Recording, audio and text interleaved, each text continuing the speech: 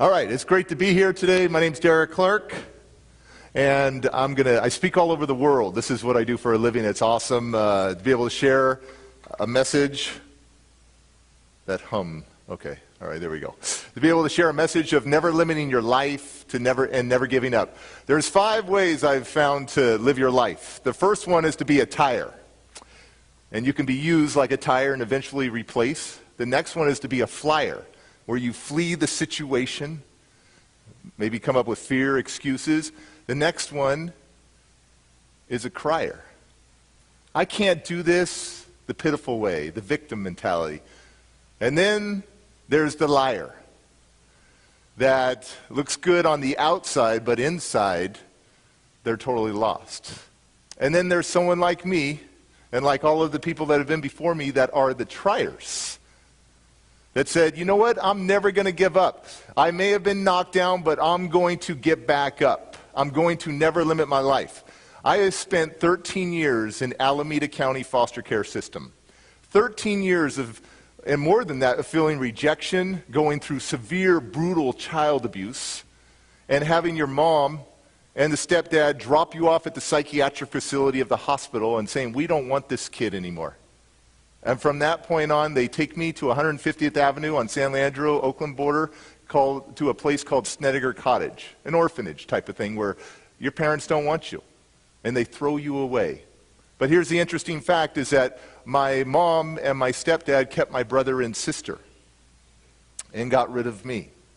Because I had a lot of behavioral and emotional problems, and I'm going to share with you. I had to fight in court in Oakland to get a copy of my records, my psychiatric evaluation and my neurological evaluation. And here's what it states about a little 6-year-old kid, where the professional spent hours and hours with me over days to come up with these diagnoses, these labels. Derek is 6 years old and is withdrawn from reality. Derek suffered brutal child abuse in the womb. Now, what does that mean, in the womb? Well, I'll tell you, my dad at 7 months pregnant, not my dad, my mom. My mom at 7 months pregnant, my dad was so angry that she was pregnant. Took her, when she was waitressing at a restaurant in San Diego, took her back into the kitchen. And at 7 months pregnant, you got a nice bump. And threw her down and proceeded to kick the living daylights out of her stomach and brutalize her. But I lived. There is a purpose for every single one of us. As long as your heart is beating, you got a purpose. And so I was brutalized as a kid. I have scars all over me from brutal child abuse. Brutal.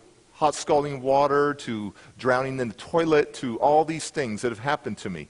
And at 6 years old, they said that I had erratic psychosis and that I had the IQ of a 2-year-old. And I had small and large motor skill problems where I could not walk down or walk upstairs at 6 years old. I couldn't time myself to walk downstairs. If I started that one stair, I'd fall all the way down. I didn't understand words like dog, cat, boy. I had psychosexual confusion. I had the anatomy of a boy, but I didn't know I was a boy. I couldn't count to 10. I have a 3-year-old that can count to 25. I didn't know my ABCs. And my kid at 3 years old knows his ABCs. I had a very limited vocabulary. And they gave me all these labels: erratic psychosis, ADHD, reactive attachment disorder. And then they gave me the ultimate label at the end that says Derek has the IQ of a 2-year-old and is mentally handicapped. And back in those days, they didn't use the handicap word, they used the R word. And so this was how I came into the system, in the foster care system. Already rejected, already thrown away. And they said that I was not adoptable. But I'm here to tell you, I've been all over the world meeting amazing parents that take in kids that might have cerebral palsy, muscular dystrophy, or some other special needs. And I'm here to tell you that every child is worthy of love, and every child is worthy of a family. They said I wasn't adoptable. If an adequate foster home could not be found for me, I would be sent to the psychiatric institution to spend the rest of my children's teenage life there. So, I went through a series of foster homes, and then one special foster home took me in for a weekend, just Friday through Sunday, and it was a home on a farm. And I loved it. You would catch me not talking to any other human beings because I didn't trust anybody. Because if I couldn't, my own mom and dad gave me up, how could I trust anybody? But you'd find me in one place, the chicken coop, with a ton of chickens, and it would be like, right? I'd hang out with these chickens, and I loved birds, because I figured one day as a kid, I'm going to fly away. And they kept me over that weekend, and at the end of that weekend, I threw the biggest temper tantrum on that driveway. And said, where am I going to go? I don't have a home. I don't have a home. And my foster mom says to my dad, can we try him out for a week? The social worker says yes, and a week turned into a month. And a month turned into months, which turned into a year, which turned into years.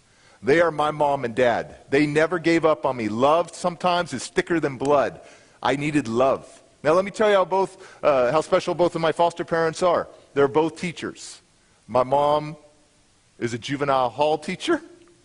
So she didn't take nothing from me, right? And my dad was a second grade teacher. And what they discovered at 9 and 10 years old was that I wasn't all the labels, all the professionals that diagnosed me. That I was a sponge. I just needed somebody to invest inside of me, invest in me. And I started learning to read and write at 9 and 10 years old. I was that delayed. Now, I'm going to fast forward to high school. High school was a very difficult time for me. My parents put me in a brand new school district to give me a clean slate because I had been suspended and in trouble, kicked out of elementary school all the time for disrespect and for fighting. And they put me at Hayward High. And I walked into Hayward High, and I'm this invisible kid that nobody really pays attention to. And I find my little posse, my little crew that I hang out with, and it's these skater punks. And I got to do something cool with my hair to fit in with them. So we shave my head to the skin, and we give myself a little king's crown right here. And then we keep these bangs down. Right here. We have these bangs. And we dye everything orange. Now, I'm a skinhead on the rest of it, but I got this thing, and it looks awful. And he goes, dude. I go, dude, just shave my head. It doesn't look good. He goes, no. He goes in the house. He gets this blue stuff. He puts it in his hands. And he takes these little bangs right here, and he gels them up into horns. And now I got these horns, and I'm like, I am so cool. I'm a misfit. I'm a reject. And I go home to Mom and Pa Kettle on the farm. Nice Christian family, and they're going, oh my gosh, Derek, the horns have got to go. And I'm like, no, this is who I am. No, Derek, the horns have got to go. So my dad was an excellent negotiator, and I got to keep a little piece of the horn. And so here I am, a sophomore in high school now, and I am in so much trouble. And I'm hanging with my friend Arlen, and we see some people in the yard going, hoo, hoo, hoo, hoo, hoo. And I'm like, what's going on over there? Is there a fight? Because I need to be in the fight then. And he's like, no, they're doing battles. And I'm like, battles? What's battles? And he goes, rap. And I go, oh my gosh, rap crap. I don't want to listen to rap, right? And then something told me within, go check it out. So I walk over there, and I see two guys battling each other, rap. And I'm like seeing this venom, this poison, this anger come out of them. And I'm like, oh my gosh. I turned to my friend, Arlen, little African-American guy. I said, dude, I want to be a rapper. And he goes, nah, dude, you white. You can't do that. And I'm like, no, I want to be a rapper. He goes, no, you got no rhythm. And then I said, let me step up. Let me battle somebody. And he go, no, get out of here, boy, blah, blah, blah. And I'm like, no, then let's get in a fight. He goes, oh, no, okay, we'll bring a rapper. They bring a guy up, and now it's me against this guy. I don't even know how to rap. I don't know anything, but I know that I got all this anger inside of me from being a foster youth, feeling rejected, abandoned, all this stuff. And I need to find another creative way to get this anger out. So this guy starts going crazy on me, talking about my mama, talking about my girlfriend, all the things he's going to do, calling me every name. And I'm looking at this guy going, oh my gosh, this guy's so cool. I'm like, I want to be this guy. And then it was my turn. And I was like, okay. And all I could do was say bad words that I'm not going to repeat. But, I sucked. I couldn't do anything. But I knew without a shadow of a doubt that I didn't want to be this skater punk. I wanted to be Rippin' D. That was my rap name now. That was who I wanted to be. And I practiced and practiced and practiced for over a year, losing battles after battles after battles, until one of these battles and people were like, what'd you just do there? I go, I don't know, what did I just do? He goes, you did something with your tongue. It was sick. It was wicked, beast, all that stuff. And I'm like, oh, I got a gift. It's called Tongue Twistin'.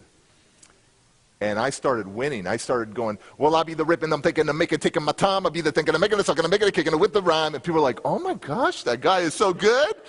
And then I would switch it up reggae style. It's something I want to feel, thinking, I'm making it, sucking, I'm making it, kicking it with the reel. And and I started winning all the time. And I changed my name from Rippin' D to Diamond D. Because I was solid like a rock, unbreakable, and I came from a little piece of coal to be the man I am today. And I want to share one of those rap songs with you that I wrote when I was 16 and 17. You want to hear it? Okay. Now, I cleaned it all up because, when I was 16 and 17, I was a little more hardcore. Now I'm more refined, okay? But this is what was going on in my life at 16, 17 years old, and this is what saved my life. Was to be able to creatively express myself, to get what was on the inside out. This anger, this bitterness, this resentment, this hatred of even myself. I hated myself. So here we go. This is called This Is My Life Story, the rap. It's my most popular song. I got 125 tracks on iTunes, but this is the one that makes me the most money. And it's not expected from this guy in a nice blue shirt, but I'm about to get my swag on. All right, here we go. Everybody runs. This is my life. From the pain, 'cause it hurts. This is my story. Never give up. This is my pain. And everybody runs. My glory. Runs from the pain, 'cause it hurts. Never give up. You know, every day's a struggle. If I could change my past, I'll be staying out of trouble and I know it lasts. But this is my life, a battle for my fate. Yeah, who's gonna win? Who's gonna lose? I never thought I'd be wearing these shoes of life. Man, it don't feel right. When am I gonna see the light and feel the light walk with me? Someone walk with me. Come on, Dad, yeah, just talk to me. Have you ever thought about me in your life? Why'd you want to kill me and take away my life? I'm your blood dad, I'm your son dad. Yeah, it's messed up knowing that I never knew my dad. Who didn't want to be a dad? What's up with that? Don't understand, but yo, I gotta move past. Hey, daddy, hey, where you been? In the jail cell, yeah, once again. You ain't never seen me smile, never seen me walk, never seen me talk, never seen me rock this microphone. Yeah, this is my home. Let me out of my pain, 'cause I know I'm not alone. Yeah, these are my beats, telling how I feel. This is no secret and I'm keeping it real now, mama. Why'd you have to run away? Why'd you leave me alone? Why'd you have to make me pay for my daddy's sins and daddy's eyes? Daddy's pain and daddy's lies. Now I'm on the outside, yeah, looking inside. I'ma bust this person, even if I gotta die. Never give up. Everybody runs from the pain, 'cause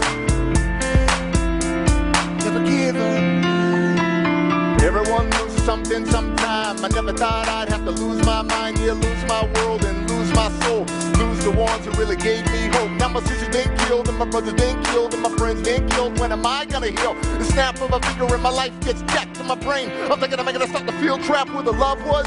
Yeah, hate begins. Now I'm mad at the world 'cause the pain won't end. I'll cover up the hurt, cover up the shame. I'm caught in the middle of a hurricane of pain. So pain, show me what you got. Now I'm never gonna let anyone back in my heart. So my wrists start to bleed and I don't feel the need of living this life. Will someone help me? Man, I need you. Say a prayer for me. Yeah, let me believe that you believe in me. Yeah, let me believe that you believe in me. Yeah, let me believe that you believe in me. Yeah, this is my life. This is my story. This is my pain. But this is my glory. My glory. Thank you.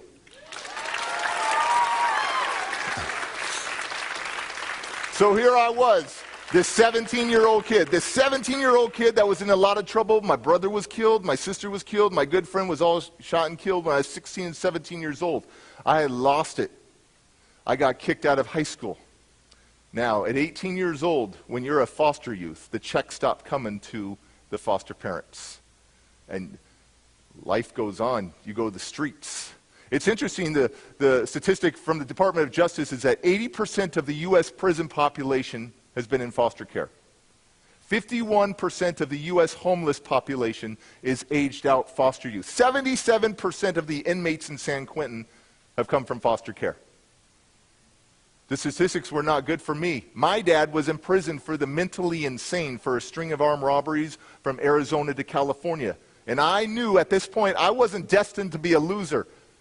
I got my butt together and I went through this counseling course, how to understand my anger and my rage, and my life transformed completely. I got reinstated back in high school. I graduated high school with a 1.83 GPA. Now, those numbers won't do anything for you. But I'm the first one in my family to graduate high school. My mom dropped out in 9th grade. My dad didn't even go. I'm the first one to break this cycle. That I knew I wasn't destined to be a loser. I knew that I had to be something. I learned that what's happened to me is not as important as what's happened inside of me. And for so long, I was letting the inner me become the enemy. If my dad couldn't destroy me in the womb, my mom couldn't destroy me, and my stepdad couldn't destroy me, the only person destroying me was me, and I was doing a good job at it. My favorite word is tenacity. Tenacity. Persistent determination. Perseverance. Stick-to-itiveness. To never give up. Everything has been so difficult. From a little kid to a 20-year-old that was trying to find his life, to fight for his life, to fight for his life. Tenacity. I learned right then at that point that it wasn't about my IQ, this little foster kid that was given up. It was about my I will. It wasn't about how much smarts I have. It was about how much heart I have. And I was never going to let my past infect my future. I was never going to let my past define me. Confine me. I was going to one day make my past and allow it to refine me. See, the past is not meant to hold you back. The past for me was meant to prepare me for this day, to stand in front of you, to speak all over the world, to share a story of hope, share a message of hope, share some inspiration. Here's a Derek Clark acronym. You can Google it. HOPE, helping one person every day. And when you get beyond helping one person every day, then it's helping other people excel. And the way for me to be able to have hope in this life was to give hope. To go from being selfish to being selfless. My life transformed. By the time I was 25 years old, I made my first $100,000 in a year. By the time I was 32, I made my first $1 million. Nothing could stop me. I've been married 19 years. I have 4 kids. All from the same woman. I broke a cycle right there, right? I mean, back in those days, it wasn't looked on, what I'm saying? But like I broke all these cycles. I tell everybody, I work on, they go, well, did you break the cycle of child abuse? Of course. Because in my counseling course, they told me, you've got all the muscles, Derek, but you don't have one very important muscle, which is called the patience muscle.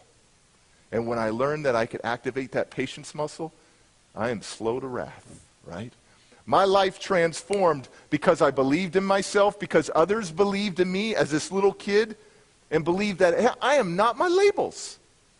I am not my labels. And my parents didn't feed into the labels. My life transformed. And I'm here to tell you that if you had told me years ago that you would grow up, Derek, and be married 19 years, and have these beautiful, precious children to raise, and speak for a living, and write a bunch of books. This kid that was kicked out of school wrote 6 books and impacts millions of people. I'd say, no, that's not me. I'm the misfit. I'm the reject. Until a teacher and a mentor taught me the word tenacity. Tenacity. Thank you for having me. Thank you.